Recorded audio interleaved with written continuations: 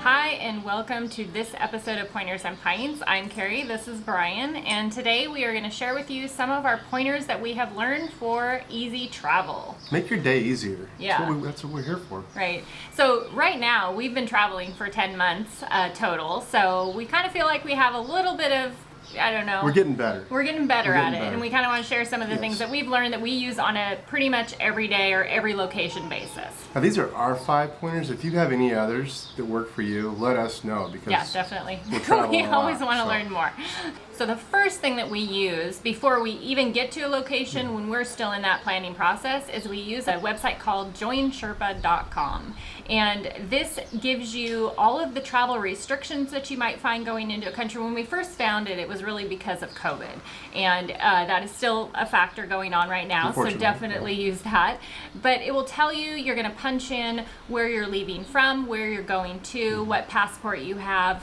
And it's going to tell you anything that is required of you on arrival, or can you go, or any kind of restrictions at all, safety concerns, anything like that. Exactly, and then also what kind of visa you're going to need to enter if you do need a visa. Right. Okay, the second thing is recently we went to CarryOn Only. We used to carry luggage. We each checked a bag. We each had a carry-on. We each had a personal item, and it made our travel day so complicated.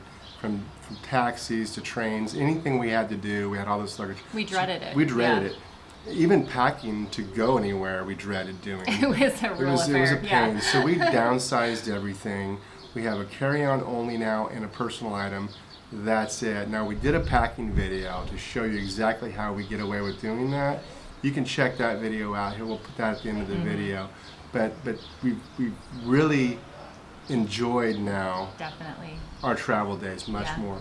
Yeah. Because of that. Right. We're not as tired at the end of the travel day. So highly recommend that if you haven't done that. So the next tip is with the grocery stores. So every place that we arrive to, because we're traveling to all different countries, you just really don't know what you're going to expect or what you're going to find at a grocery store. So we've kind of just made a practice that when we first arrive, we find where the grocery store is, we hop in there, and we just kind of take it a walk around and see, just get our bearings of what's available, what they do have, what they don't have.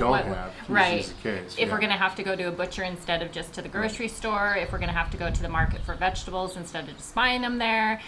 And then, so at that time, usually what we're just picking up is we're going to pick up the basics that first time. We're going to pick up what we need for tomorrow. We're going to grab some eggs, some bread, some coffee, some creamer, just the basics. A couple beers. And then we go home and regroup and just get an idea of what we want to do for our groceries for the week. And then we hit it the next day and do an actual plan for our week, a meal plan. What we're going to do now, and we have learned not to come into a new location on a Saturday night. Yeah, if possible. If possible. Yeah. If you watched one of our Sevilla videos, we did get in on a Saturday night. The grocery store is closed on Sundays. All grocery stores are closed on Sundays. It's just very cool, actually. I wish it was that way everywhere. Right. But it makes it challenging for us. But it makes it challenging for us to... So then you're buying your, whatever you're eating, you're either going out to eat or you're going to be going to a convenience store like we did and buying your food or snacks there. So. Okay, pointer number 4. This is something we've just recently started to use, is the Foursquare app. Now this app is used for people that review restaurants, bars, dentists, anything you might want to review, you can find it and you can review in this map. Now the reason we like it is because I can put in the search bar Wi-Fi passwords, and everybody that's left a review on a bar or restaurant and they've included the Wi-Fi password in their review, those all come up, and they're all within probably a mile or two from where our Airbnb is at. So we can go to those locations without going in and buying a beer, log on to their Wi-Fi, punch in the password, we're logged in.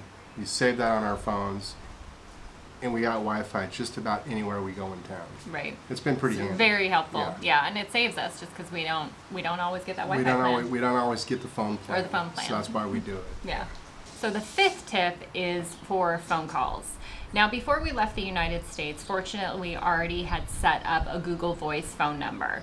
And thank goodness we had, because when you leave the United States, it's really hard to get that US phone number, especially for free. So I highly suggest doing that. do it before you have given up your cell phone carrier plan that you already have, because you need that attached number for Google Voice to set up a number for you. Something else we suggest doing is getting the Skype plan. And what that is you deposit money into this plan from $4.99 on up. And what that does is that allows you to call local. And the reason we do it is in case we need to make an emergency phone call. We're on Wi-Fi, so we can call local numbers off that plan. Yeah. Really important Yeah. if you're somewhere and you need to be able to call any kind of emergency numbers, or just even call, like we called the dentist the other day. Yeah. So in order to have that, we just used our Skype number. Broke my tooth. The other app that we use is WhatsApp, and that gives you free calling and texting anywhere in the world. The only downside to this one is that anybody that you're going to be contacting, family, friends, whoever, also needs to have WhatsApp. So that's fine as long as you've arranged that ahead of time with them and they've downloaded the app and set it up. The other thing to be aware of as well, that you're going to want it, is because in Europe it is one of the most common used cell phone or texting All of ways. our Airbnbs have used WhatsApp. They give us their WhatsApp number, so that's how very you communicate with them. The dentist even had the WhatsApp. WhatsApp, yep, So, on their website. yeah. If there's any other phone plans that you use when you're traveling the world, let us know, because these are the ones that we've come up with. Yeah. And we're not completely sold on them. No. We've run into a couple problems. So let us know what you use. Yeah, because We're absolutely. very interested in knowing. So thank you for watching this episode. If you have any other tips that you'd like to share, definitely leave those in the Please. comments below. And make sure and subscribe and ring the bell. It helps us out, and then it also will notify you for any of our other videos that we release. Yeah, and if you haven't seen that packing video and you want to know how we are able to just do a carry-on and a personal item for 7 months, watch this video right now, and we will see you next week. Cheers.